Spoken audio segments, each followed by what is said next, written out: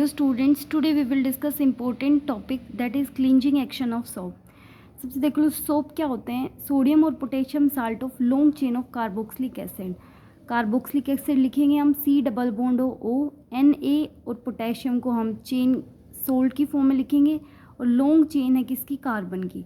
तो C17H35 17 carbon attach है यहाँ पे और C double bond O carboxylic acid को रिप्रेजेंट कर रहा है और सोडियम और पोटेशियम की सोल्ट है। ठीक है, अब देखो अगर हमारे पास C17H35 की फॉर्म आ जाए कार्बन को लेके, मतलब इतने कार्बन इतने हाइड्रोजन आ जाएं तो हम बोलेंगे उसको सोडियम स्टीरेट। और अगर हमारे पास C15H31 आ जाए तो हम उसको बोलेंगे सोडियम पालामाइड।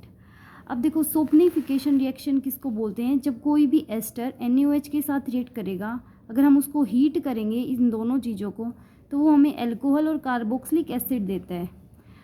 अब देखो एस्टर की फॉर्म हम ऑयल और फैट लेके चलेंगे प्लस NaOH या KOH, हमें मिलेगा ग्लिसरॉल और सोप। ग्लिसरॉल एक अल्कोहल मतलब OH कार्बोक्सिलिक फंक्शनल ग्रुप रखता है, ग्लिसरॉल के पास अल्कोहलिक प्रॉपर्टी है और कार्बोक्सिलिक एसिड जो कि सोप की फॉर्मेशन कराएगा। यहाँ पे देखो हम एस्टर लेके चलेंगे C17H35 COO 3 टाइम्स लिखेंगे, फिर दोबारा एक और कार्बन लगाएंगे तीनों के साथ और जो कार्बन है उसकी वैलेंसी कंप्लीट करेंगे तो CH2 CH2 CH2 और ये कार्बन आपस में अटैच होंगे। आगे ले लिया हमने NaOH, 3 NaOH लेके चलेंगे तो यहाँ पे देखो C17H35 COO नेगेटिव और Na पॉजिटिव OH नेगेटिव, तो Na वाला नेगेटिव के पास चला जाएगा तो यहाँ पे Na जो है कार्बोक्सिलिक ग्रुप के साथ ऐड हो जाएगा। तो हमारे पास 3 जो हैं C17H35 COO Na बन जाएंगे और हमारे पास 3 CH2OH बच जाएंगे, क्योंकि OH वाली जो चेन है वो CH2 वाले के साथ ऐड होगी तो ये ग्लिसरॉल बन जाएगा, ये हमारे पास सोप बन जाएगा। अब देखो हमारे पास क्या बन गया, C17H35 CO negative plus Na positive. अब जो सोप होता है उसके पास 2 पार्ट होते हैं, हेड पार्ट और टेल पार्ट। हेड पार्ट जो होता है वो आयोनिक एंड बोला जाता है और टेल पार्ट जो होता है वो नॉन आयोनिक एंड होता है, मतलब उसको हम नॉन पोलर बोलते हैं। पोलर का मतलब ही यही होता है कि उसके पास आयंस कंटेनिंग है। अब देखो हमें एक स्टेटमेंट पता है कि लाइक जो है हमेशा लाइक को ही डिसॉल्व करेगा। अब हमारे पास वाटर होगा साथ में प्लस में सोप होगा, तो वाटर क्या है, एक पोलर मॉलिक्यूल है। ठीक है, अब पोलर वाला पोलर के साथ अटैच होगा, इसका मतलब क्या हो गया कि जो हेड वाला पार्ट है वो वाटर के साथ रिएक्ट करेगा, वाटर के साथ कंबाइन हो पाएगा, तो इसको हम हाइड्रोफिलिक बोलेंगे। और लायोफोबिक क्यों बोला है, लायो का मतलब ऑयल है, ऑयल से दूर रहेगा ये। अब टेल वाला पार्ट हाइड्रोफोबिक रहेगा, क्योंकि ये फिलिक हो गया तो ये हाइड्रोफोबिक बन जाएगा, लेकिन ये डिजोल्व होगा ऑयल के अंदर, ऑयल के अंदर डिजोल्व हो रहा है, इसका मतलब हम लायोफिलिक बोलेंगे। देखो फोबिक जो है वो दूर हो रहा है तब लिखेंगे और फिलिक मतलब अट्रैक्ट हो रहा है उसके पास ऑयल वाला पार्ट, तो हम इसको लायोफिलिक बोल रहे हैं। ये हाइड्रोकार्बन की चेन है जो टेल वाला पार्ट है। अब देखो होता क्या है, मान लो हमने वाटर ले लिया, सरफेस की बात कर रहे हैं हम, तो इसमें क्या होगा कि जो हेड वाला पार्ट है वो वाटर लविंग है, वाटर लविंग है तो क्या होगा कि ये सरफेस वाले पार्ट पे अटैच हो जाएगा और टेल वाला पार्ट ऊपर रह जाएगा जो कि वाटर रिपेलिंग है।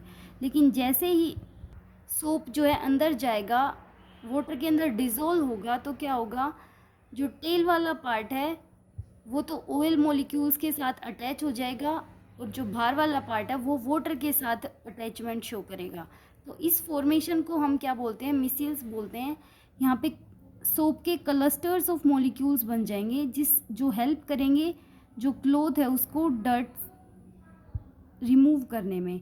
और यहाँ पे आयन आयन रिपल्शन होगा, क्योंकि देखो इधर वाला इसको खींच रहा है और इधर वाला अंदर वाला खींच रहा है, तो यहाँ पे आयन आयन रिपल्शन होगा और मिसिल्स यहीं पे स्टे कर जाएंगी जो कि हेल्प करेंगी डर्ट को रिमूव करने में। इस पूरी प्रोसेस को कि हेड जो है वो बाहर वाले पार्ट पे और टेल जो है अंदर वाले पार्ट मतलब ऑयल के साथ अटैच हो रहा है, इसको हम बोलेंगे इमल्शन इन वाटर। इमल्शन का मतलब होता है कि एक लिक्विड है दूसरा लिक्विड है, लेकिन जो एक लिक्विड दूसरे लिक्विड के अंदर इनसोल्यूबल है। आगे देखो डिटर्जेंट जो कि हेल्प करते हैं सॉफ्ट वाटर और हार्ड वाटर दोनों में यूज़ होते हैं। तो ये क्या होते हैं, अमोनियम और सल्फोनेट्स की चेन होती है। ये कार्बन की चेन है और SO3Na ये क्या रिप्रेजेंट कर रहा है, सल्फोनेट को रिप्रेजेंट कर रहा है। ये हार्ड वाटर के अंदर देखो इम्प्योरिटी प्रेजेंट होती है कैल्शियम और मैग्नीशियम की। जब वो सोप के साथ रिएक्ट करता है तो स्कम की फॉर्मेशन करता है, जो कि एक इनसोल्यूबल सब्सटेंस है। इसका मतलब जो कपड़ा है वो अच्छे से वॉश नहीं हो पाएगा। इससे हम क्या कह सकते हैं कि सोप जो है वो हार्ड वाटर के अंदर काम नहीं करता। जो डिटर्जेंट होते हैं वो नॉन बायोडिग्रेडेबल हैं और डिटर्जेंट को हम सोपलेस सोप भी बोलते हैं। आगे देखो, जो टेम्परेरी हार्डनेस है वो कैल्शियम और मैग्नीशियम के बाइकार्बोनेट्स, जो टेम्परेरी हार्डनेस होती है वो कैल्शियम और मैग्नीशियम के बाइकार्बोनेट प्रेजेंट होने से प्रेजेंट होती है वाटर के अंदर। और जो परमानेंट हार्डनेस है वो कैल्शियम और मैग्नीशियम सल्फेट आयन की वजह से प्रेजेंट होती है वाटर के अंदर।